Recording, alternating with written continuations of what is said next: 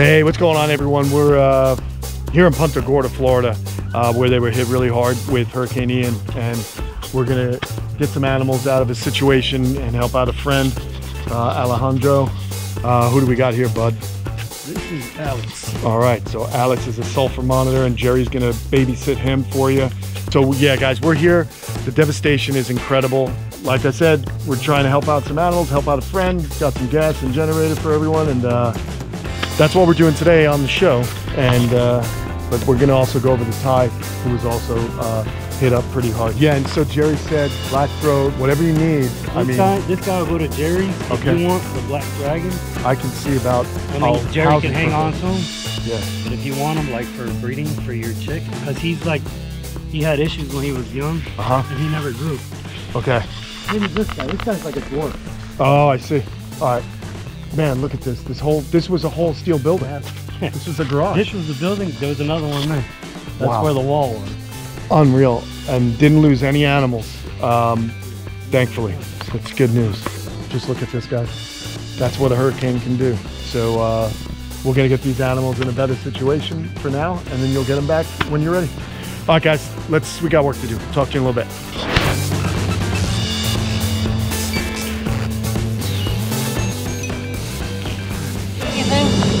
I'll take one if you can spare it. I don't want to take it one. Hey, what's going on, everyone? I just arrived. Ty's going in to get some things right now. I just arrived at IguanaLand, and these guys have got a lot of work to do. This is serious, man. Fences down, cages damaged. This tree went down here. This is his little kind of residence while he's here in Florida. We're gonna go in, wait for Ty, just see what's going on, and maybe you guys can all help out. It's certainly a big impact, Ian, on the reptile community here on the west coast of Florida. And all Floridians know that when something like this happens, it could be any one of us. It could have just as easily came in through Jupiter, and Ty would be coming over to my house to help out. So all of us try and help each other out. I know you're exhausted, bud, and I don't want to take too much of your time because you're just trying to get things back to normal. But tell people what you're facing right now so they have an understanding. Well, basically, we're just trying to fix everything back up. We have a lot of damage, structural. We lost one animal. Unfortunately, Gus, our ambassador animal, Anegada iguana. But he's really old. There were 6 founding members of Anegada iguana that was in the US, and the 4 of them already passed, and it's the 5th one. Yeah. And the last one, we have him here, and he's pretty much, I could tell he's old too. So yeah, we lost Gus, and it's really heartbreaking. He was fine yesterday. We call our vet, and we can get him and get a hold of him. Yeah, just so you guys know, trying to get gasoline out here right now, if you've never been through a hurricane, there's no power, no running water. Gasoline is a commodity already, but right now it's gold. Impossible. And it's about 40 miles to the nearest gas station. I went 70 miles. You went 70 miles to get gas, and you filled up 25-gallon jug. Well, 14 5-gallon. Oh my gosh. All right, let's head in and just show me what you're dealing with. And I don't want to take up too much of Ty's time because the stress, as you can see, I mean, I know the stress is overwhelming. Look at my hand. I know, look at this. I mean, just on a normal day working here is a lot of work.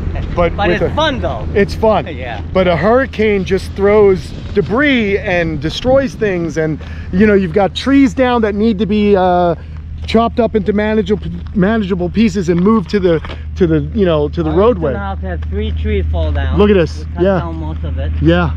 One landed on the electric, so we had to. Yep, you lost electric. The greenhouse is totally gone. Look at this, guys. The greenhouses are just shredded. The plastic that's on the greenhouse destroyed. The structure's leaning over here. Luckily, the main building withstood the 150 miles an hour wind, believe it or not. Oh, that's incredible. Yeah. How much was the wind? 150. 150 miles an hour. We had almost 8 hours of constant wind here. Yeah. And with about an hour of an eye that was so quiet, I couldn't believe it. Yeah. We literally like 3.5 hours of wind, like it was crazy. And then 1 hour literally quiet. And then the wind came the other way. It kicks in from the other direction. So think about when you take a piece of metal and you bend it back and forth, back and forth. Right. That's essentially what nature's doing. It blows one way for a long time because the storm itself was moving very slowly. The whole storm system. So then the wind's reversed. On the side. Yeah, look at this. Yeah.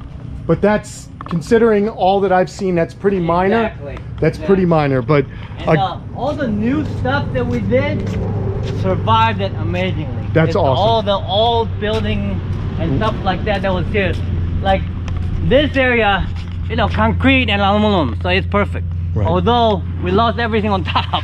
Okay, all the shade cloth. cloths and yeah, but the main structures, the animals, these, I'm sure you brought tortoises in, but the turtles just stayed out. Oh yeah, they're fine because they're all plumbed. Water will go right through it. Right now we don't have well, obviously, because no electric, and so we can't even put the well on the generator because it's directly connected. Yeah, it's too much draw. And so, you know, if things don't get reinstated quickly as far as power, which you are kind of far out. Right. He's kind of further away from civilization, so they tend to work where there's the most people, and then they go out.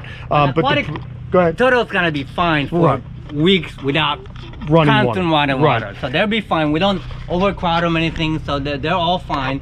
But you know, obviously, we like to have the power back at least within a week anyway. Yeah, we can't even use the generator for the well because they're directly connected to the line. So I might get an electrician down here, maybe put them in a plug for you if it take any longer. Okay. This area can find, but you know, you can see all the fences are gone. Okay. In the back. Wow. So that's gonna be probably about what, 40,000 or so. Right. Yeah. You know, and here's the thing, folks, is that, you know, Ty's been building IguanaLand out of his own personal finances, and that's not. It's a lot of money. $6 million so far. Jeez Louise, $6 million. But here's something, and I'm gonna ask you guys again. There's a little black dragon going to new home. But here's the thing that I wanted to say. You've been very philanthropic for many causes in the reptile community, and I'm sure in other aspects of life. Over $600,000 you've donated of your own money so far. Maybe it's time that we get a GoFundMe started for Ty. I'll have information in the description. We're gonna get a GoFundMe going, and then you guys can help give back to Ty, who's helped out so much. Because, you know, you've been putting thousands upon thousands of dollars into this place and the animals, and it's essentially, this is not something you did because you're gonna get rich off reptiles. No, I'm not gonna profit from this. No, this is purely for people that come to Florida that want to see animals for his own enjoyment and for your enjoyment. And we have a joke: if you want to be a millionaire raising reptiles, you got to start with $2 million and you'll quickly become a millionaire. So meaning you'll lose $1 million. Well, it's basically for education, right, and research. Yeah. We do support research, and then money goes to conservation. And my goal was to get this thing at least break even in a year or so. We're not breaking even yet. So I'm actually putting in $5,000 to like $20,000 a week every week to support it right now. So the addition to that will be, you know, I do have a wife. Yeah. So and wives like to see their husbands, and so and I want to get to a break-even point, and then I want to start giving more to conservation again as soon as we got profitable. So yeah, guys, I'm just asking if you guys are out there, if you go to the link in the description below, I think Bob and I are going to talk and try and get a GoFundMe going for him, because we've seen so many people devastated by the storm. And if you know, sometimes you want to help out some of the animals, here's a direct way you can help the animals and everyone here at IguanaLand. All the new stuff was great. Thank God. And all the older ones you could see. Right. Yes, there are a lot shade of cloth, a lot of the steel, the corrugated roofing. But you know, thankfully, we got some amazing people coming to help. Cool. We have a whole team from San Antonio Zoo coming, like 6 to 10 people, I thought. Okay. They're gonna drive up with all the equipment, chainsaws and everything, and They said they're gonna even bring some of the materials. I don't know what they're gonna bring. Mike Foraker, director at Fort Worth Zoo, it's been so amazing, and he was here today, and he surveyed everything, and he's gonna report back to the San Antonio team, so they know what to bring. Okay. So yeah, I mean, support has been amazing. Like you, Kenan. I mean, you just. I'm just showing up here, buddy. Yeah, I was just on my way over, but yeah, and pittance. It's been really overwhelming. It's hard, you know. It's really heartbreaking. All the dream that I had have that bump, but you know, we're gonna rebuild, because I'm not gonna give up. Obviously. No, you wouldn't have gotten to where you were for giving up. And I'll tell you another thing: people don't get the kind of support you get if that person is, quite frankly, a jerk, and you're not a jerk.